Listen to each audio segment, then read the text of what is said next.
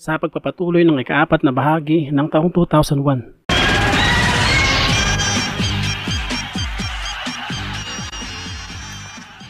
Sa buwan naman ng Oktubre ay magpapasimula naman sa ABS-CBN ang television game show na Game Ka Na Ba, na orihinal na pinag-uusan nitong si Chris Aquino. Bahagi ito ng ABS-CBN Primetime Bida.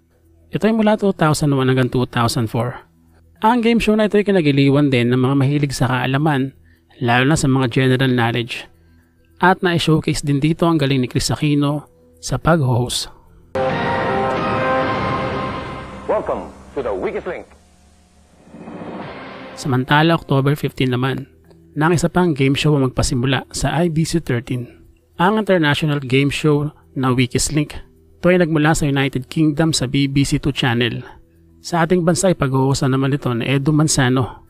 Pumagay sa kakulatan nitong si Edu ang pag-i-entertain sa mga contestant at makikita mo rin talaga ang kanyang galing at talino.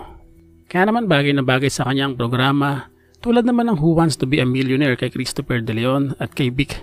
Dahil wala rin mangyayari, tayo'y walang Sa kaparehong araw din, October 15, ay marirelease naman ng River Maya ang album nilang Tuloy Ang Ligaya. Kung saan ay sumunod na buwan lamang November 2 ay i-release nila ang kantang Umaaraw Umuulan. Isa sa pinakamatinding kanta ng River Maya sa pangunguna ni Rico Blanco, na hanggang sa ngayon ay sikat na sikat pa rin at ginagamit pang soundtrack. At kasama rin sa album na ito ang mga kantang Ipo-Ipo, Basketball at Wag Na Init Ulo Baby.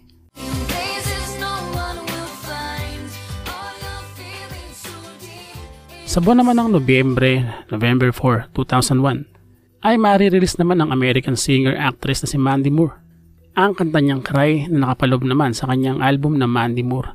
Sinasabi nga ang kantang ito ay isa sa nag-hit na kanta nitong si Mandy at isikat din ang gusto dahil sa gagawin nitong soundtrack ng pelikulang A Walk to Remember ng taong 2003. Malayo na ang narating ng pangit na bida ng telenovelang Ubod ng Ganda. November 5, 2001 ay mapapalabas naman sa GMA7 ang isa naman sa pinakasumikat na Colombian telenovela sa buong mundo, ang Betty La Fea.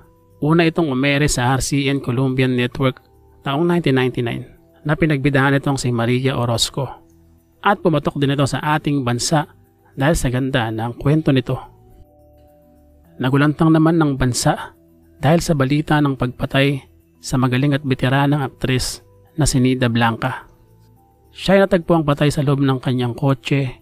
Ito ay sa parking lot ng Atlanta Center sa Green Hills sa San Juan, kung saan siya nagtatrabaho bilang bahagi ng MTRCB. Nagtutungo siya rito para umattend ng screenings at ng mga ratings ng pelikula 2 beses kada linggo. Sa nangyaring krimen ay naging prime suspect ang kanyang asawa na si Rod Strunk.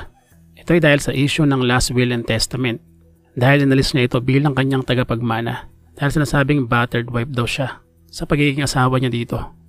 Bagaman marami ang hindi naniwala dito dahil mabait naman daw itong si Rod Strunk, hanggang sa lumitaw itong si Philip Medel at inaming siya ang may gawa ng krimen, pero napag-utusan lamang daw siya ni Rod Strunk.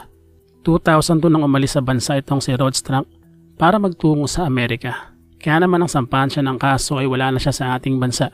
At sa makailang beses na pagre-request ng Pilipinas ng extradition ay hindi ito napauwi sa Pilipinas. Samantala ito rin si Philip Medel ay binawi rin ang kanyang pahayag at sinabing hindi talaga siya ang pumatay kay Nida Blanca at tinorture lang siya ng mga kapulisan. Bukod naman kay Rod Strunk at kay Philip Medel ay nagkaroon pa ng mga ibang teorya patungkol sa pagkamatay nitong si Nida Blanca. Hanggang itong si Rod Strunk ay bawian ng buhay noong 2007 nang siya ay tumalon sa isang building. At ito rin si Philip Medel ay binawian din ng buhay taong 2010.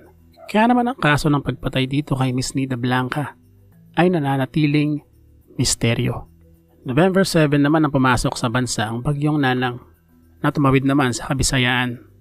Ito ay may dalang malakas na pag-ulan dahilan ng malawakang baha at mga landslides kung saan ay umabot ng 359 ang binawian ng buhay. Sinasabing napuruhan ng probinsya ng Camiguin kung saan nga nagkaroon ng landslide na kumuha ng buhay ng daang katao.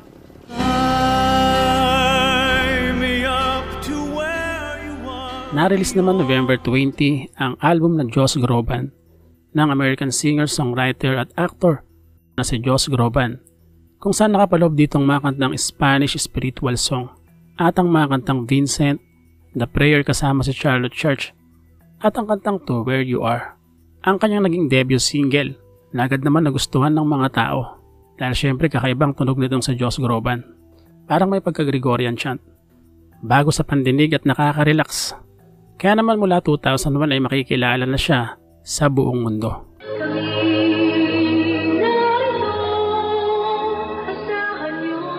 Magpapasimula naman sa GMA7, November 27, 2001, ang isa pang anime na tumatak din sa bansa, ang Magic Knight Rayert. Kwento na tatlong babae na magiging Magic Knight upang iligtas ang prinsesa ng Sepro. Lalabanan nilang mga halimaw gamit ang kanilang mga magical power. Nagustuhan din ito ng mga kabataan na mga mahilig sa fantasy at adventure na anime. Alam kong hindi mo pansin. Ano ba sa tingin mo dapat ang buhay para sa'yo? November 28 naman, nakipalabas naman sa mga sinihan ang tambalang Robin at Sharon sa pelikulang Pagdating ng Panahon. Ito'y dahil nga sobrang kasikatan ng kanta nitong si Aiza, ay nagawa na ito ng film adaptation. Ito'y kwento ni Lynette o ni Sharon Cuneta, isang conservative at relihiyosa at boring ang buhay na makikilala ang rugged life nitong si Manuel at yayayain siyang magpakasal.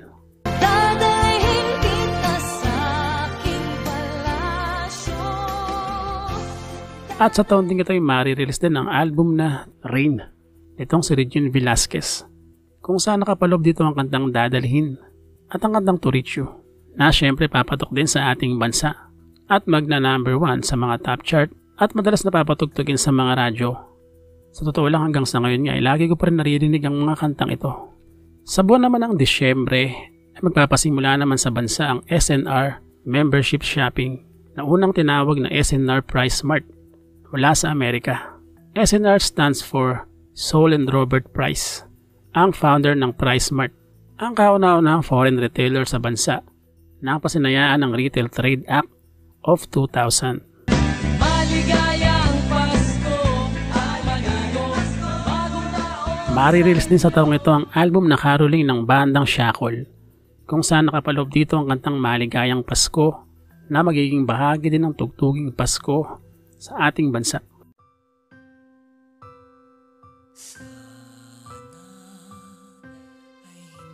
Magpapasimula naman sa GMA7 December 4, 2001 ang television drama series na Sana Ikaw Na Nga na pinagbidahan naman itong si Tanya Garcia at Dingdong Dantes. Nagtapos ito April 25, 2003 na may 361 na episodes. Nice to know you. Goodbye. Nice to know you. Sumunod na araw, December 4, 2001 ay marirelease naman ang kantang Nice to Know You ng bandang Incubus. Ito'y mula sa album na Morning View na marirelease din sa taong ito. Kasama rin sa album na ito ang mga kantang Are You In, Warning at ang Wish You Were Here na talaga namang tatatak sa mga rakista sa bansa.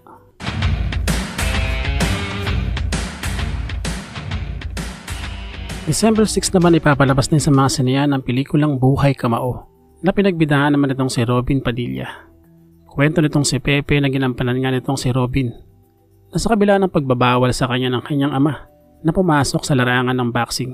Dahil nga sa ito ang dahilan kung bakit binawian ng buhay ang kanyang kapatid, ay susugal pa rin siya sa sports na ito nang sa ganoon ay matugunan ng kanilang pangangailangan at mga sagot sa problema. Muli namang mananalasa sa Kabisayaan ng isa pang bagyo, December 6 din 2001, ang Bagyong Kidan, ang huling bagyo ng taon, kung saan 2 tao ang binawian ng buhay at 6,000 naman ang naapektuhan ang mga tahanan.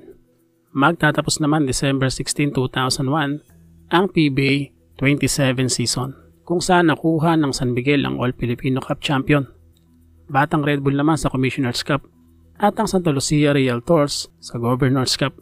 Muli namang itatangkal na most valuable player itong si Danny El Deponso. Nakapasok naman sa Metro Manila Film Festival ang mga pelikulang Bagong Buwan, Bahay ni Lola, Di Kita Ma-Reach, Hubog, Sus Mariosep for Fathers, Tatarin at ang Yamashita, The Tiger's Treasure. Kung saan ay nasungkit ng Yamashita ang Best Picture, second Best Picture naman ng Bagong Buwan, Best Actor itong si Cesar Montano para sa Bagong Buwan at si Asunta De Rossi bilang Best Actress para naman sa pelikulang Hubog. Bagaman patuloy ang krisis ng bansa, walang makakapigil sa mga Pilipino para ipagdiwang at maging masaya kasama ang pamilya. Ito'y ang araw ng Kapaskuhan at ang pagpapalit ng taon. Dito sa mga pagkakataong ito ay pansamantala natin kinakalimutan ng mga problema at ine-enjoy na lamang munang mga sandali, mga pagkakataong nariyan pa. Kasama natin ang mga mahal sa buhay. Dahil tayo mga Pilipino ay laging chinicherry sa mga ganitong pagkakataon.